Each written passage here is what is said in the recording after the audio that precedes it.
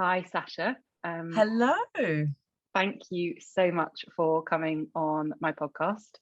I've been following you and admiring your words for, I can't, I'm saying it's a year and a half, 2 years with that tally Yeah, with, that would be about right. yeah. And you speak to my heart every time I read something you write. So thank you for that. And thanks for Thank joining you, me. friend. Thank you. Thank you. Oh, I love having podcast conversations. I love podcast conversations. I love the conversations that happen in my DMs. I'm just a talker. I am. yeah. Yeah. Do you know, I was settling in for this evening and I was like, now we're getting into the winter seasons. I'm Yeah. sitting here with my blanket and I was like, I made some shortbread yesterday. I was like, do you know, if I didn't make the noise eating the shortbread, I would love to bring that on. And just these podcast conversations are just lovely ways to capture chats, really.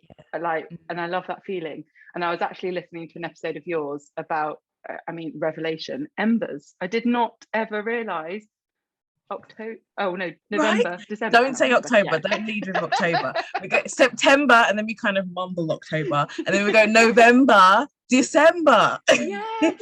And I was like, put me by a fire. I need a fire. Yeah. It's but your journaling workshop sounds brilliant. I think this episode will be out after that, but I'm sure that's not going to be the last. So No, I'm really excited about it. And I think it's got legs. I already think it might make a return next year in some form. So it feels like the right kind of time, and there's the appetite and the energy, or dare I say lack thereof, that feels right for something like that workshop. Yes. Honoring that lack of, oh, I love that. So to kick off, I would love to talk to you about something that is, I suppose, the force behind a lot of what you do. And when I talk about living with a chronic illness, so I like to look at the wider picture of that and how that kind of weaves its way into your life. And a lot of that is to do with the kind of what I almost describe as the fallout of living with this thing.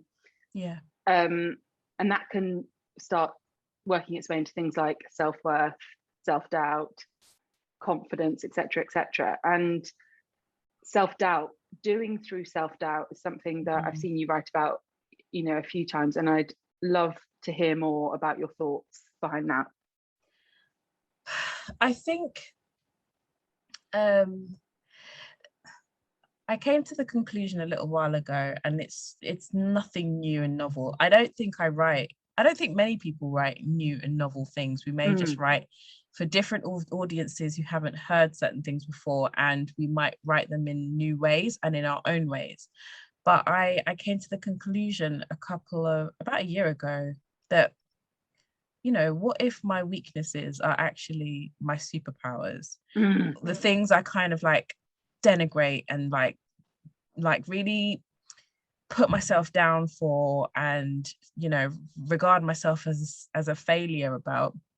What if there's a lens that I could view them through that allowed me to do the things and have the life that I want to have, or live more of the life that I want to live?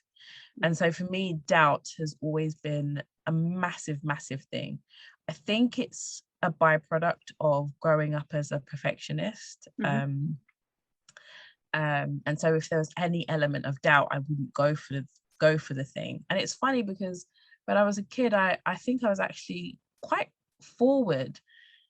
And it wasn't until certain events and potentially a feeling like the world was telling me you have to be 100% or don't try, that I just started to kind of like shrink and not go for things anymore.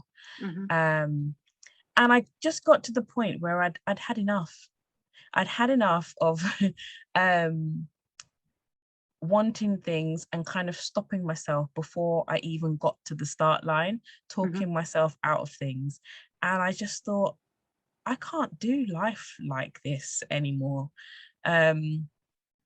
And so I just started to think about doing through the doubt, Like, that doesn't mean it's not there anymore, but that also doesn't mean that everything's off the table and you can't do anything, because otherwise that's just existing. And I did not come here to live this life to just exist. I've got things I want to do, and doubt you better strap yourself in, because we got places that we're going.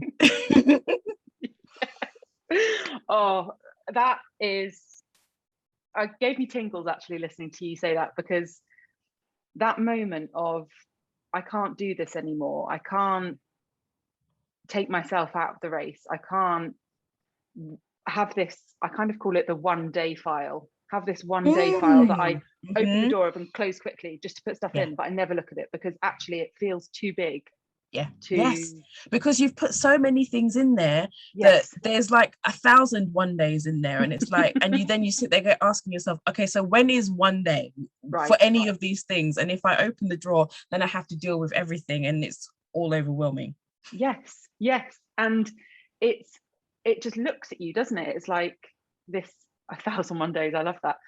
And something a podcast actually that you recorded, life is happening whilst you're busy waiting your turn. And this speaks to that, or that speaks to this so much, I think. And I think I saw myself when I was in the real kind of throes of living with my chronic illness, and I kind of saw myself like, am I ever going to get to live these 1 days? Am I ever going to get to live that life? And the longer you don't do it, the more evidence you have to back up that you never will. And I wonder, can you remember the day that you thought no more?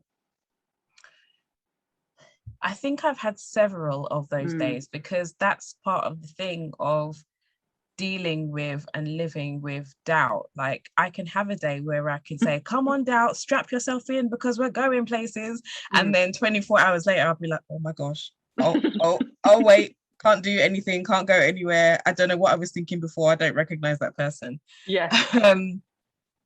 So I think it's kind of like, it's a cycle, it's a recurrent thing. It is going to come back, but maybe I can try and quieten it, or maybe I can try and create evidence to prove what I know are essentially false narratives that I've just been reading. I've been reading those stories for so long that they feel so strong and powerful. But every time I do something and I try it, because regardless of, like, win, lose, draw, or lesson, at least I've tried, and that is the win for me. So I don't think there was one particular day, but I guess there have been a few points. You could say when I signed up to work with Nicola Ray Wickham and rocked up with an idea to create a candle brand and an Instagram handle. That's all I had. That was one of my stakes in the ground of, this ends today, or something ends today. It was starting the Instagram account, and I wrote something yesterday where I said, I wasn't writing anywhere apart from Instagram, but I was writing, so that made me a writer. And I guess it's not kind of tearing yourself down thinking, oh well, I'm not writing big manuscripts, or I don't have a publishing deal. If you have a pen in your hand and you're writing, you're a writer. So there were days like that. And I think when I was on furlough this year and I did my first journaling workshop, I didn't know how long I was going to be on furlough for. And I thought, this is an opportunity here. This is time that I don't know how long it's going to last. I'm never going to get it again. This is the moment. And I think sometimes a lot of those no more, or taking a new step in a different direction type moments, have come from having a deadline, because I'm quite big on, I think I respond very well to outer accountability and deadlines. So knowing that, oh well, this could be 3 weeks, who knows? Okay, well, if I'm going to do it, just go, just try it. I think those are examples of those no more, or at least let's try moments. That let's try, I love that. And I too am someone who responds to kind of external motivation, outer accountability, and I'm trying to kind of build more kind of intrinsic, internal motivation at least. And how are you doing that? how am I doing that? It's weird because it kind of it ends up being something that brings in some external, if you know what I mean. So I do. I used to hate planning, like with a passion. I thought, and this was down to living with a chronic illness, I thought, I'm not a person who can plan my life, because I wake up one day, as you said, actually, you know, one day you're thinking strap in, the next day you're thinking, who is that person? And that kind of like up and down, and I don't know who I am. Oh, I don't know how I'm going to feel one day to the next meant I can't plan my life. But actually working with a therapist, and when she first mentioned planning, I was like, oh no, no. Are we a good fit? We don't do that here. Yeah. Yeah. But like bit by bit, I found myself, and it was let's try. I had that kind of like attitude of let's try, and took to an Excel spreadsheet. After a week or two, that just didn't work. It was too much. Discovered Trello, and I was like, oh, hello, what are you? And I mean, I don't do it kind of religiously, but I try to do it every week. I try to, you know, plan, and when I do, I feel so like accomplished, and then that is my kind of internal motivation or accountability put on paper, quote unquote, made external. So I suppose I'm kind of like, no, I do get that, because sometimes I question a lot of the data around us and the labels, because sometimes I think they can be quite limiting. yes. But there's one thought framework that I really respond to, and that's Gretchen Rubin's 4 tendencies. Yes, so, I was going to speak to you about this, and I knew it. You knew I was going to bring it up. So I'm an obliger. I actually think I've been in various points of severe obliger rebellion over the last year and a half. I'm still in it now. I'm going through some things, but anyway. Yeah. And I'm an obliger, and so I respond very well to external motivation or expectation, but not really intrinsically. So the way I use that data, I like data and labels and information that helps me to work with myself, rather than say, oh, don't do that, that's not for you, that's not your type, you know. I don't respond very well to that. But with the whole obliger thing, I use it so that I can do the things and bring to life the things I want to do, but I put kind of like an external motivator or expectation there. So I might throw something out on Instagram and say, I'm doing a thing on this day. I've not planned it yet. But I know it's a thing I want to do. And even if there's no proper person like holding a timesheet or a checklist and like got eyes on me, it's just that feeling that there's eyes on me. I like the idea of things that help you to do the things you want to do anyway, but help you to work with yourself. Yes, I love that. And I love how you said about the labels being, how labels can be both kind of helpful and unhelpful. And talking of social media posts, there are so many which kind of give you a label or talk to your label, and then it stops, and it's like, but what do I do with that? Like, you've just told me say, for instance, I've got anxiety, so I will feel like this. Okay, thanks, but like, thanks, now what? Now what? Right? And it's like, and I just see this huge like pit of people saying, yes, I feel like that, and we all feel like that, so let's just all feel like that together. But then what do you do with it? Like, where do you go? Are you just going to stay feeling like that, or, you know? And labels, I just can't.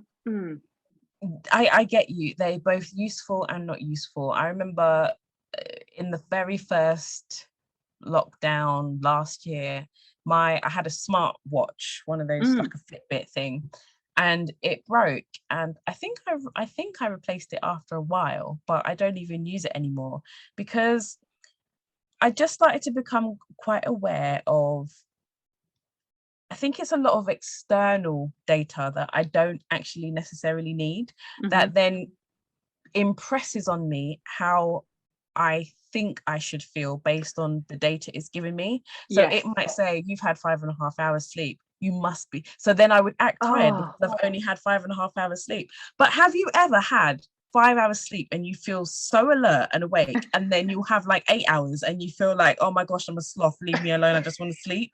Like a bit. I'll fiddle with the ratio there a bit. Like mine's 8 hours, I feel great. 10 hours, I'm like, oh, am I hungover? Yeah. Yeah. But like sometimes I think we just need to like take a bit of a stand against all of this onslaught of data and be like, okay, yeah, you're giving me a number, but am I responding to the number, or am I responding to how I actually feel in my body today? Yeah. Hang on a second. Yeah. How do I feel? Yes.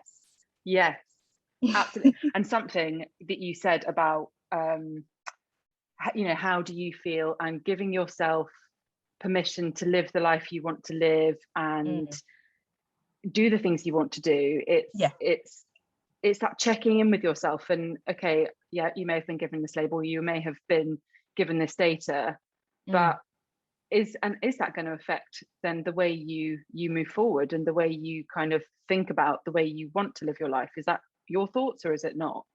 It's like I definitely do get that. That's why I love journaling as a practice. I view it now as a practice, similarly I guess to a yoga practice, because I really I just like the word practice, because that to me is firstly, it turns completely away from the productivity and idea of getting better, because I think we always like to be getting better at things and become experts at things.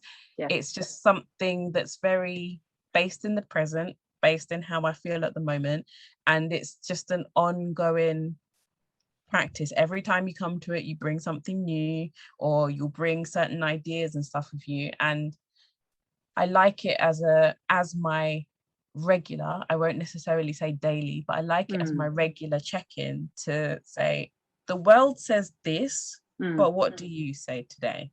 And to kind of quieten all of the stuff outside, whether it's newspapers, online feeds, social media, how the world says I should work, and just kind of listening to myself and let myself take the lead a little bit more, because I think that's where a lot of the self-doubt thing comes in, because I know for me, I think I feel like I operate differently to everybody else.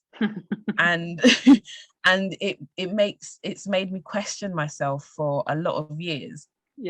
And actually I'm now turning it around, and I'm like, instead of questioning myself, I think I'm just going to start asking some questions of the system. Yes.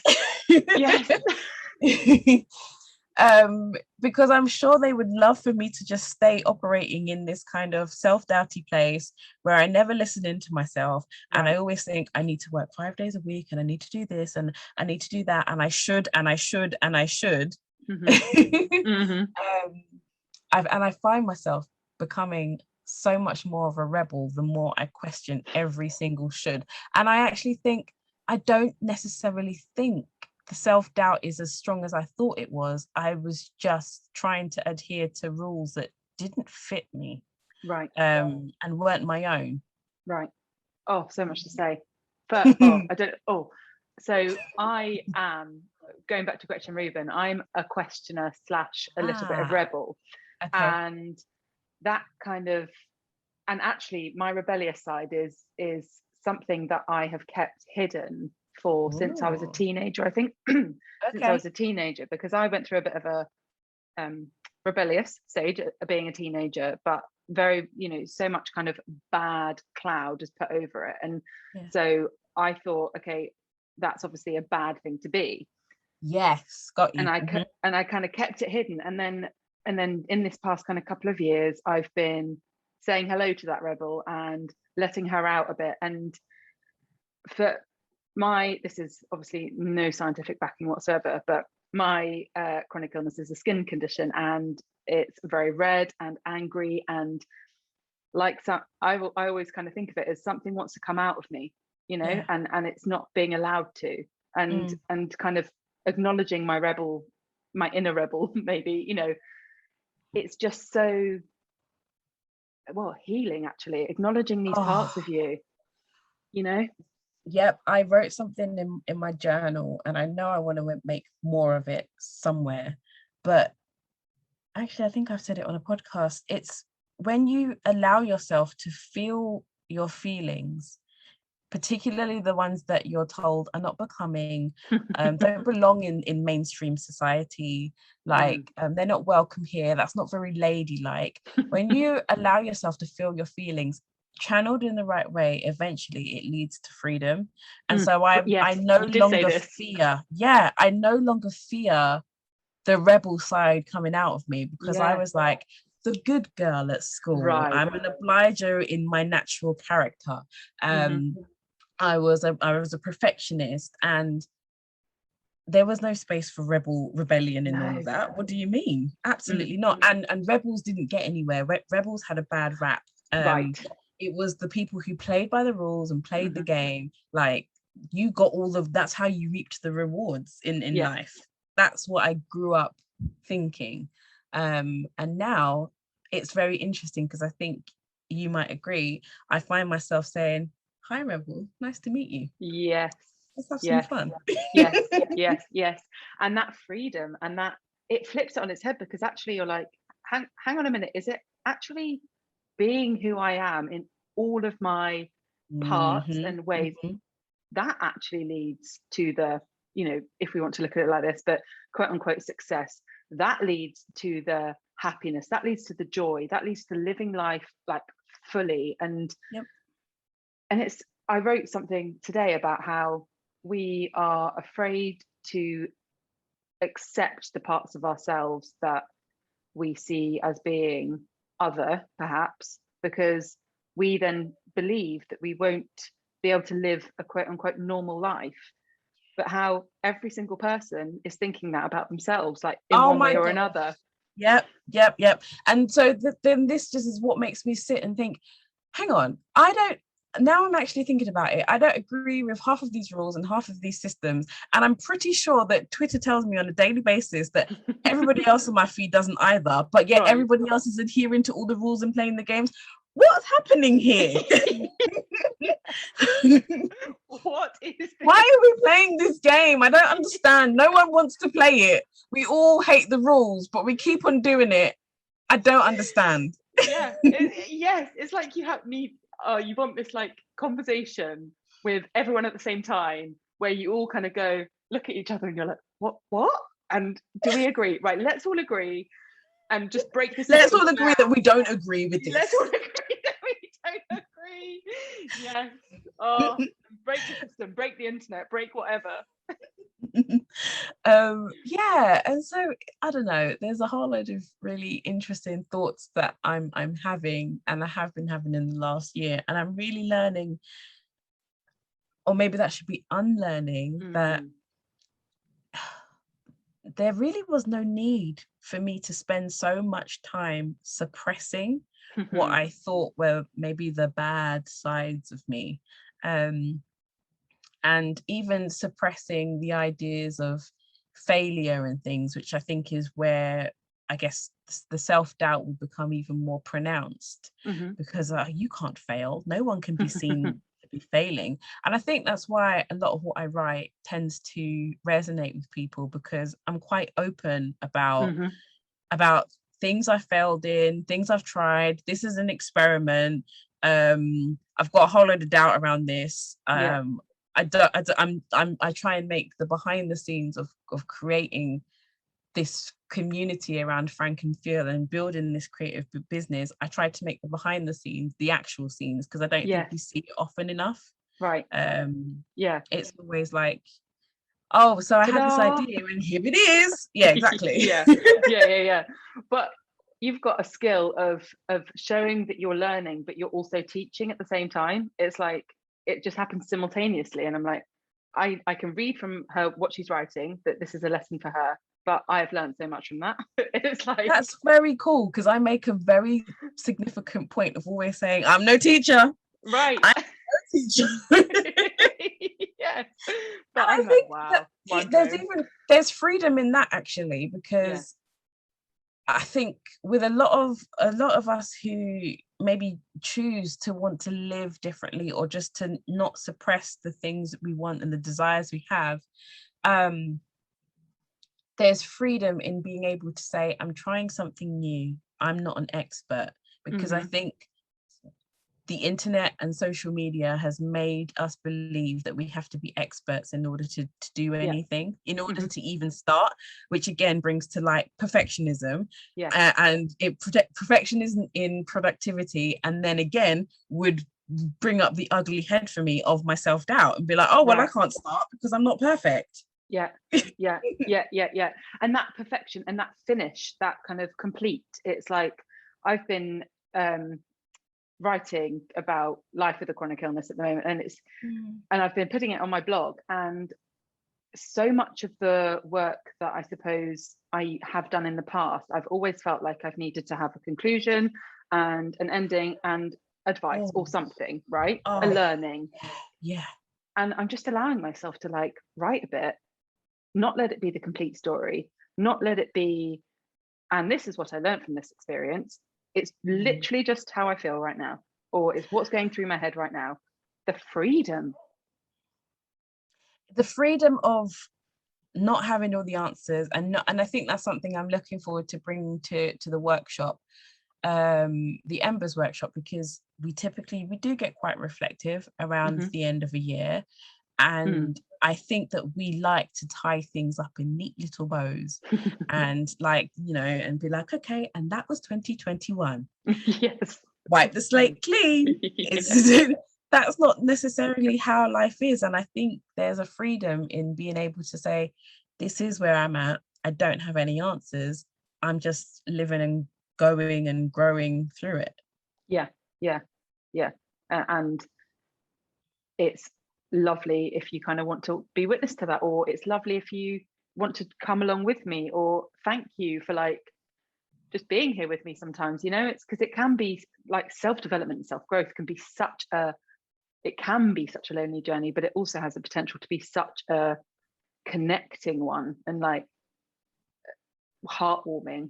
And just, I mean, sometimes I do things and I think, bloody hell, this life is amazing. Like the learnings that you can get, and the kind of things that sometimes go through my head. I'm like, what a privilege to be able to live this life in so many ways, even I know, in fact, especially because of all the things that one might deem as negative or bad or less than or whatever, Yeah, I really do.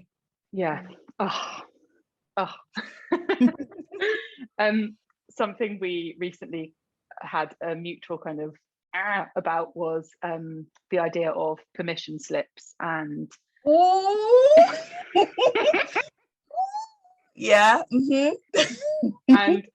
it seems like it's a trend recently. I don't know is it? I don't know. It's just this idea. I suppose I'm saying it's a trend because I see it a lot. Here's your permission slip, or, if you're looking for one, I'm giving you your permission slip. The wording. And the thing is, I think when people give them out, they don't do it in and here you go, I'm offering this to you. They do it to try and be helpful. But for me, if I think about where the permission slip originated, it was from maybe a child that was going on a school trip, and they needed some kind of like parental figure to sign off and say that they were allowed to be out of school legally, to be accompanied by this other guardian to go there. I am a grown woman. I don't need permission slips from anybody anymore. I can give myself permission. And I just think we need to get out of this. It's just unhelpful language. Because then it's like, am I sitting waiting for one? Am I grateful to receive it when I do? And if I'm grateful to receive it, then why couldn't I just give myself that? Or even if I see somebody else giving themselves permission, that's a beautiful thing. And I can just, instead of saying, I accept this permission slip, or you've given me permission to do so, because nobody gives you permission to do anything, you can just say, you've really just shone a light on something, and now I can give myself permission to do X, Y, Z. Nobody's giving you permission. And the thing is, it's the wording for me, because if you talk about somebody giving you permission, and you are waiting to receive, and what are we waiting for? From who? From somebody who we think is doing life better than us, or is more grown up, more responsible, then it automatically puts you on the back foot, and it automatically sits you there with your hands out waiting to receive from someone. No, I don't agree. I am with you. I'm with you. And it's all right, this is weird, or meta, I think that's the term, I don't know. But so I've always felt weird about the saying permission slips and giving you a permission slip. It's just been a bit of a like pit in my stomach. Didn't know what it was, didn't know why I felt like that way. I might have even tried to use the phrase and thought, no, it doesn't fit right. And then when I heard you talk about it, it gave me permission to feel why I was feeling weird about it. It did not give you permission. It just brought to your consciousness thoughts and feelings that were already there. Yes, absolutely. But God, it's so this like plays out into so much of like, I think, how we behave and how we do or don't do things, and perhaps how we follow what other people do. And it's this idea that kind of they've done something, I can do that too. Like, but sometimes I think that can be taken in unhelpful places for ourselves. So, we might find ourselves almost doing something because we feel a bit like, oh, okay, I can try that. I can do that too, because that person's done that. But again, it's that not checking in with yourself to, just because I've been quote unquote given permission to do something, is that thing right for me? And that's the question. It's bringing it full circle, because it's great to, what's the phrase? It's something like, if you can see it, then you can be it, something like that.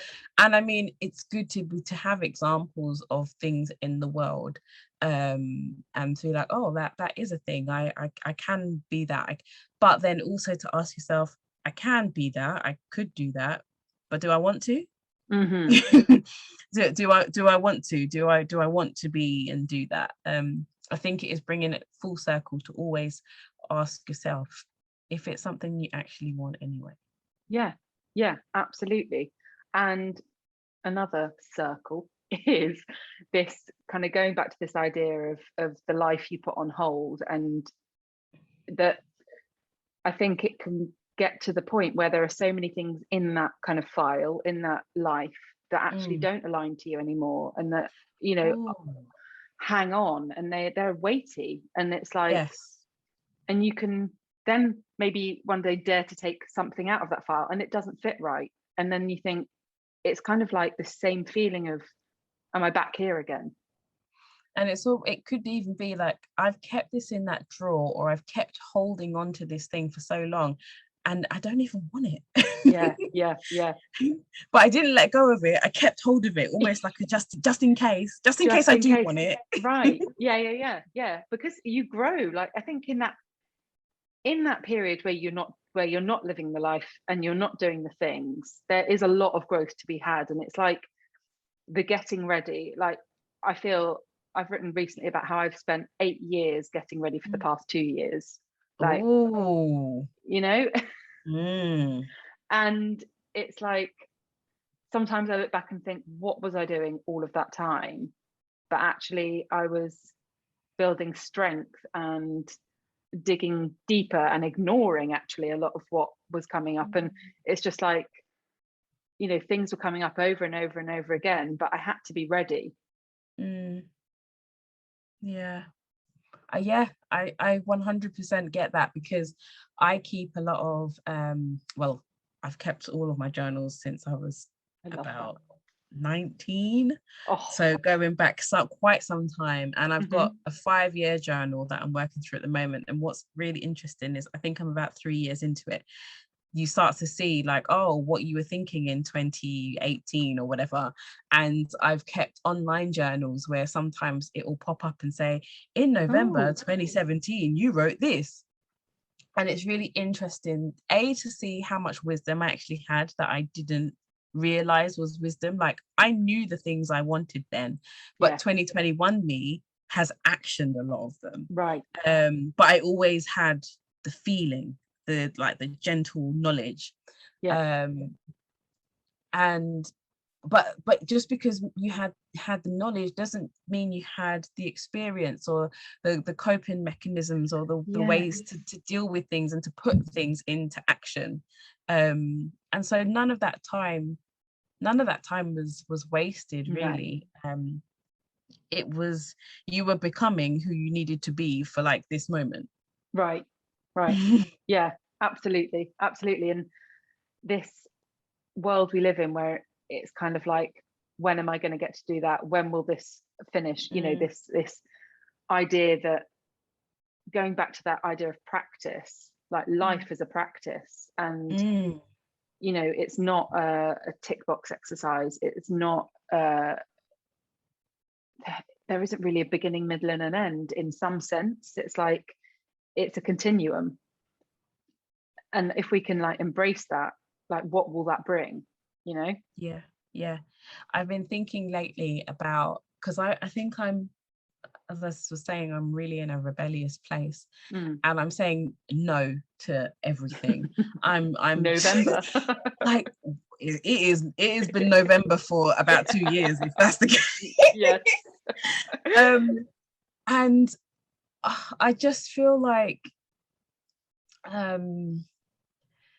I'm embracing life not being a checklist, because when I visualize a checklist, right, it's these boxes and they're one under the other, and it's uniform and it's boring, just like a tick box on a to-do list, and it's very narrow and it's very rigid. And that's what makes me think of a lot of the things that we kind of just do or mark as the milestones, the traditional milestones in life. Like, it's, you do this, then you do that, then you do that, then you go here, then you, you know, and it's so narrow and rigid and boring. And I keep thinking about these stupid little squares that are just like one after the other. And I'm just like, it's so boring. I mean, if we take one area where I'm like, no, I think of the career ladder as well. And just like the checklist, it's this narrow little thing with these rungs, and you start at the bottom and you go up. And I'm just like, I don't want to live my life not horizontally, vertically like this. Life is, like you say, it's expansive. It's like, I'm literally, no one can see me, but I'm spreading my hands out because I want breadth. I don't want, like, and for me, if I'm going to live by my senses, by what I want, by what I believe to be true for me, without self-doubt, I need to live outward, not just stupid little squares. Yes. Oh, yes, absolutely. And this is like completely ridiculous, but actually, Trello, I'm there's boards off of boards off of boards off of boards, and that's kind of like what, and boards being lists, I suppose. That's, I think, maybe why I got to grips with it, because I was like, oh, I can still organize things, and because I'm quite like, I feel I'm quite an organized person. I can still make them so that, and actually I think I organize more out of trying to get 1,000,001 things going around in my head, just a bit more manageable. And but I can still be expansive, and I can still have it everywhere, but it can also have its place, and I like that. I like that too, because as much as I say that, I mean, I spent 8 years as a PA, and I love a list. I involve lists in my journaling all the time. But I like, I you know, as much as I'm organized, I also have like 17 tabs open at any one time. And it is that kind of organized mess kind of thing. That's how my mind operates. And I like the freedom of the mess, but then it's also kind of still contained in its areas, and it has its place. Yes, absolutely, absolutely. I love that. We are coming towards the end, and one thing, I mean, this is not one thing, this is a whole podcast episode in itself, but Okay. the idea of, you said, what do you do after the break? And that whole idea of actually after, not even it, the learning, the sometimes I think we're so involved in what things are telling us to do. So take a break, take a rest. We forget to understand what they're teaching us, how we move forward, and what the after is. And so I'd just love to talk a wee bit about that if we can. The after is part of the continuum, so it never necessarily feels like the continuum, which is why I think retrospect plays quite a big part in life as well, because you can only, I always remember my mum saying to me, like, you'll only, while you're working, like you're in it, you'll only really see your career path in retrospect, like as you've done it and as you've walked it. And I guess you could think about that for life as well. I've had an interesting after period for now, because I only started freelancing with Frank and Phil in February, and I got to the summer and I've been having a really tough time. I ended a long-term relationship. I left London. I left 2 jobs. My dad wasn't well, and we were in a pandemic. Right. just that, yeah. Yeah, you know that thing too. And I could just feel like I'd started doing these workshops, and there was a lot of interest, and I was like, oh, but I can't just take a break now. I need to keep going, but I need to keep building momentum, because I'm new at this, and I don't want to, like, for people to forget about me. And what if when I come back, nobody's interested? And I was just like, oh my gosh, I need a break. I can't function right now. I need a break. And so a lot of my summer was inspired by the word space. And I thought it was just my summer that was going to be inspired by the word. But actually, I've realized that it's an anchoring word for me to take forward into business and into life. It was not just for the summer. I'm not done with you yet. Yeah, because it got to September and I was like, crap, I thought I was just going to have a month, but it's not enough. I know it's not enough.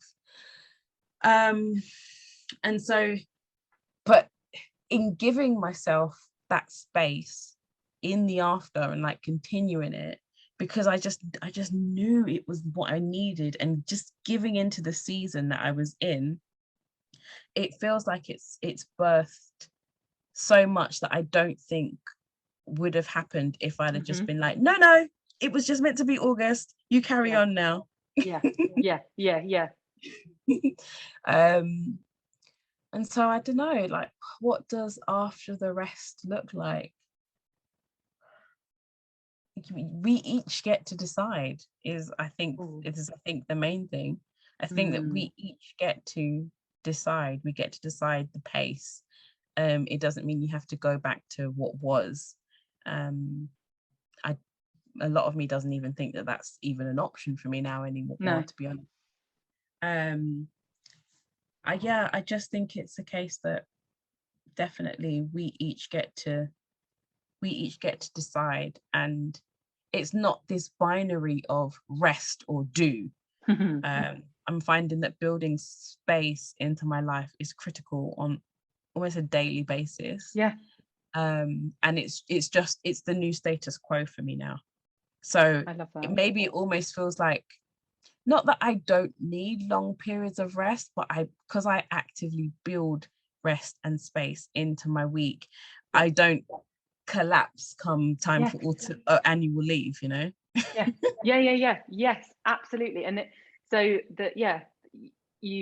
like that teaching is like, this can't be a thing that I have to collapse into. This has to be a part of me, a part of my every day, a part of my every week. This is a part of my life, and not ignoring these super important, life isn't just work and eating and sleeping and, and we'll just squeeze in the things that, we need to squeeze in, and no, it needs to, I think that one of my most important learnings of the last 18 months is that I it's not even, I don't think, I know that as humans, we are not meant to live in the recesses of our time and of our space. Like, we're not only meant to exist in the tiny little crevice, or in the 2 days of the weekend.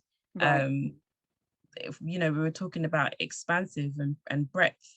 We go through all of this stuff. So, and I think I'm at a point in my life where I'm just like, I refuse to go back into the recesses. The rebel is out, and she's like, no, no, we're not going back in that corner. No, thank you. Spent far too long in there. Yes.